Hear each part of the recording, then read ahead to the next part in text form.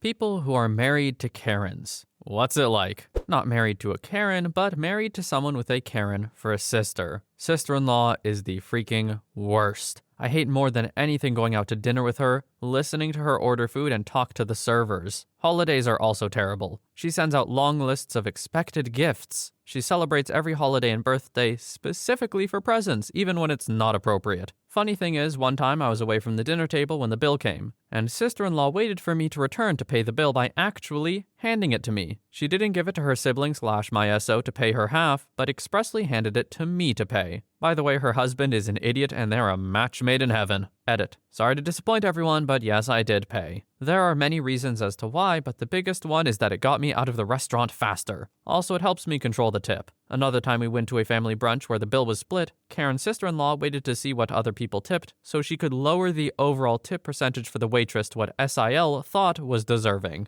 We didn't know this until afterwards when she bragged about it later, so no one even knew to stop her. And she's invited to these family meals because she has 2 children we want a relationship with, so she has that emotional blackmail card. Story 2. My sister and sister-in-law are both Karens. I will show up to restaurants 15 minutes early to warn them. I tell them if it's not done to their liking, they will hear about it and they will make your shift hell. I'm just there as a warning. I used to work in restaurants and those people made life hell. As soon as those 2 tornadoes walk in, all hell breaks loose. Not enough ice, table is too cold, it's too loud, etc. I also tip really big because I don't want to be associated with the 2 tornadoes. I live overseas, so I only see them 2 weeks out of the year, so it's manageable. Story 3. Not the married one, but my mom is a Karen. Literally overreacts to everything. Whenever something doesn't go her way, you guessed it, gotta speak to the manager or whoever's in charge. Sometimes really embarrassing to go out in public with her because she'll yell at service workers for the smallest of things. Oh, also, yeah, she has a bob cut. Third story, and still no people married to Karens. What a surprise. It's almost like people wouldn't get married to someone they thought was terrible. Or if someone really was that annoying, they would probably not stay married to them. But who knows, maybe we'll find one in this thread. Story 4. My mom's a Karen. She is self-aware she's a Karen, and my siblings and I sent her memes about it. When my stepdad divorced her last summer, we were all amazed he lasted 17 years, to be honest. None of us like going out with her, it's terrible. And my husband just straight up tells her, no, you aren't talking to the manager when we go into a place. I'll tell you guys a story my step told us. They are farmers and own a small beef and bee farm. They have a store they go to for bee supplies. The owner called my stepdad and asked him to please be the one to pick up their stuff because his staff was tired of dealing with my mom. He is the only one who went to the store for the next 5 years. How can you be self-aware you're a Karen and not want to change it? That always baffles me when people are like, oh, I'm self-aware, I'm just a jerk or whatever. Then do something about it, bro. Like what? Story 5. My mom is a Karen. She thinks the world is supposed to cater to her, serve her, and everyone else is wrong. Once we went to Carl Jr.'s and she ordered 4 burgers for the 4 of us. She pulls one out of the bag while the guy's getting our drinks and hides it. She complains that he forgot a burger. She pulls them out one by one and counts them in front of him. It's obviously missing because she hid it and he's swearing up and down he put them all in the bag. I'm stunned speechless and it all happened so fast. She got a free burger and laughed as we drive off. I'm just staring at her and she opens it up to eat it on the drive home. And she ate her actual burger like the 5th one never existed. I can't even explain how she is when she's in the hospital. She treats it like a luxury stay in a hotel. This is just so petty and strangely evil. Like, why do you care that much? Laughing as you drive off? Oh, you got them good, dude. They made 1 extra burger. You sure showed Carl Jr.'s and those minimum wage workers. That's just sad, man. Story 6. Not married, but 4 years of a toxic relationship. I broke up with her on Monday, again. We're kinda screwed financially because of this lockdown, so we're just feeling things out for a month before we decide for sure. This cycle is on repeat. I constantly have to cut her off and speak over her because of the way she treats people. Waiters, sale assistants, gym staff, neighbors, landlords, randoms we meet in bars, etc. Note, we were both waiters at the beginning of our relationship, so she has worked in the industry, just still lacks empathy. She blames the waiter if something is out of stock and stuff like that. My second major issue. We are both English second language teachers. She teaches kindergarten while I teach high school. Now that we are both working from home, I hear how she speaks to her students, and it's really opened up another aspect of her personality I don't like. She will berate a student for not understanding instead of evaluating her own ability to explain. Crapping on 3-year-olds in their second language doesn't fly with me. A lot of her behavior stems from a self-defense mechanism due to insecurity, but that's not not an excuse. She doesn't realize how mean she is to people, including myself. I'm a people pleaser that would rather sacrifice my own comfort than someone else's. She expects me to be a jerk to people because I'm a biggish guy with tattoos. I don't exactly look soft, and it's just toxic as hell. Please help. P.S. The banging is so good it rivals most adult content easily. And there it is. Not only someone actually who was, at least, in a relationship with a Karen, but also the only reason why. OP, I'ma tell you right now, it's not worth it. Go find your happiness. OP sounds like a great guy. Just needs to have some confidence in themselves almost. Like, you can do better, I promise you. Story 7. Not married, but dated a male Karen for 8 years. He was a semi-successful business owner who was twice my age. And I was young and dumb, for lack of a better word. The gist of our relationship was him trying to take over every part of my life. For instance, he would order for me at restaurants and would dissuade me if I wanted to try something new. If I had a problem with it, it would be brushed off, but if he had a problem, then he had to talk to a manager. Not knowing any better, I just thought he was very particular, and even started copying some of his tendencies, like speaking up when I felt I wasn't getting the right service when I was out on my own. I realized who he was when we were flying back from Vegas and our luggage was heavier than when we flew in. Obviously, we had bought extra things which made up for the weight difference, so as he demanded to know an explanation from the clerk as to why the same luggage was somehow weighing more, I innocently answered that it must have been the extra shoes and clothes. He got quiet and paid up. Later, he told me to not do that again, as he knew the reason why it was heavier. He was just trying to get away with not paying. At that moment, a bulb went off in my head. This man who had spent $1,500 on a stripper for his friend was making an already stressful job more stressful for the clerk in order to avoid paying $60. We broke up soon after, and I checked myself on the Karen tendencies he'd rubbed off on me. Is this even technically a Karen, at least that last part? I feel like Karen is more you're a jerk to people while thinking you're right. This guy didn't think he was right, it was just some weird,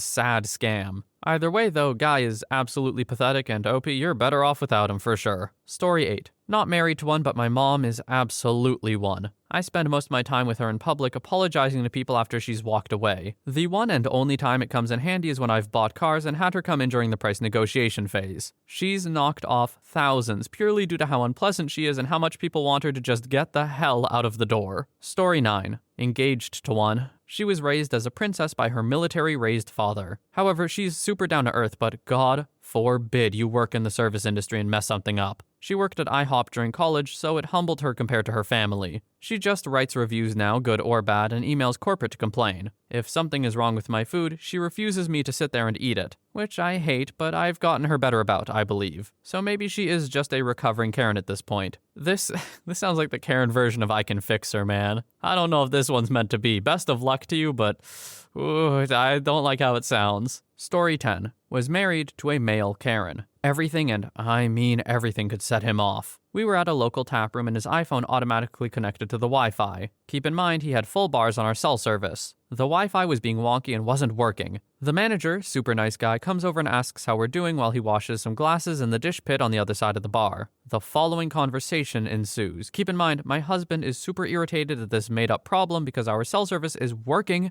just fine. He can just turn off the Wi-Fi. Husband: your Wi-Fi is friggin' trash. Manager: I'm sorry, we recently upgraded our internet, and Cox is sending us a new modem. It's supposed to be here this week. If you say you have Wi-Fi, you should make sure it actually works. I know.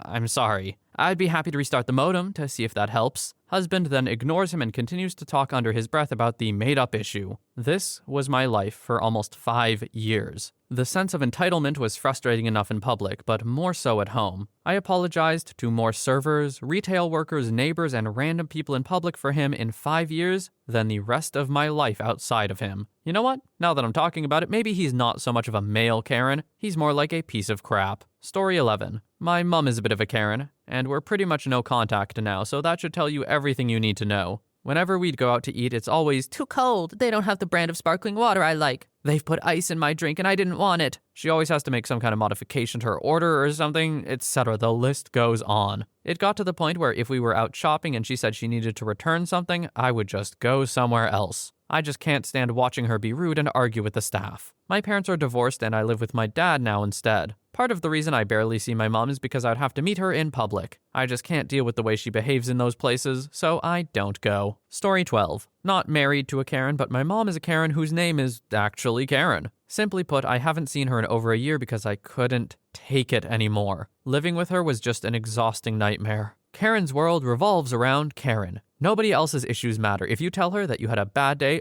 she'll give you 20 reasons why her day was worse. You worked 60 hours this week. Well, when she was your age, she would work 80. You're in the hospital after having major surgery. She has a pinched nerve in her arm, which is somehow worse. Your boyfriend cheated on you. She couldn't even begin to tell you about all the heartbreak she's experienced in life. She complains left and right about anything and everything. If you're taking a week break after just getting back from college, she'll ask you why you haven't gotten a job yet and claim you're lazy. If you're out to eat at a restaurant, the food is always too cold or too burnt or too salty. You can only ever go to the places she wants to go because everything else is crap. My entire graduation dinner, she complained about how cold the food was. She thrives in getting attention and constantly seeks it, but she has very few actual friends. Facebook is her lifeblood and she's always looking to start something on there. She's the queen of sharing uninformed, misguided, conservative propaganda, which always starts fights in her comments. Also, if a tragedy happens in the family, like the passing of my teenage cousin, she'll make a big scene on Facebook and expect condolences from anyone and everyone. Oh, and makes note of the people who don't give her what she wants. Don't even get me started on the blatant racism.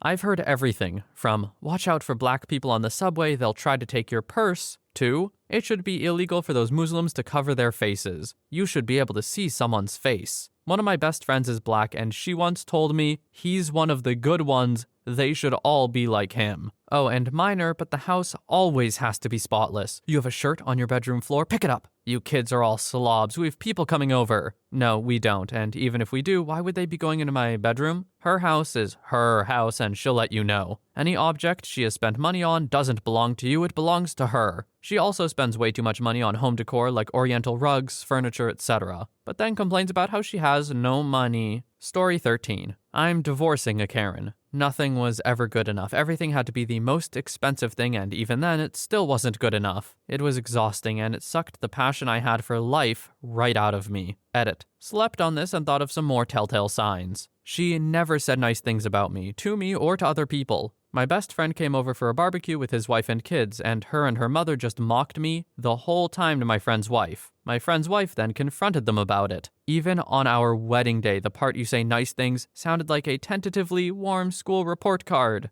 The nicest thing I remember her saying about me was, I like how you make the salads. It's better than how I make it. The whole time, that's the best I can think of. I can just imagine OP standing there in the ceremony like, I am making a huge mistake, and there's nothing I can do about it right now without causing a huge scene. What do I do? OP, I'm sorry, but congratulations on the divorce. Story 14. Best friend married a Karen. This woman is a whole different level. He makes a large 6-digit salary but has to work cycle shift away from home. She has the option to move from home so they can live as a family, but refuses because she has what she calls a career. She sells scents and works a clerk job at an HR office. They have 2 kids and she can't handle them. She makes him drive home from work every day so she can work out for 30 minutes in the evening. It's a 7-hour commute. He had to buy another vehicle because he couldn't take the company vehicle back and forth. So expensive and dangerous. There's too many things, here's some. When she's working at home, he has to leave the house with the kids and can't come back until she says it's okay. Insane spending habits on unnecessary stuff, Amazon, Scentsy, and other MLM products. Any negative things that happen in her life is his fault, and he has to fix them immediately, no matter the cost. She texts and calls him every 10 minutes at work to complain about him being away from home and how the kids drive her crazy.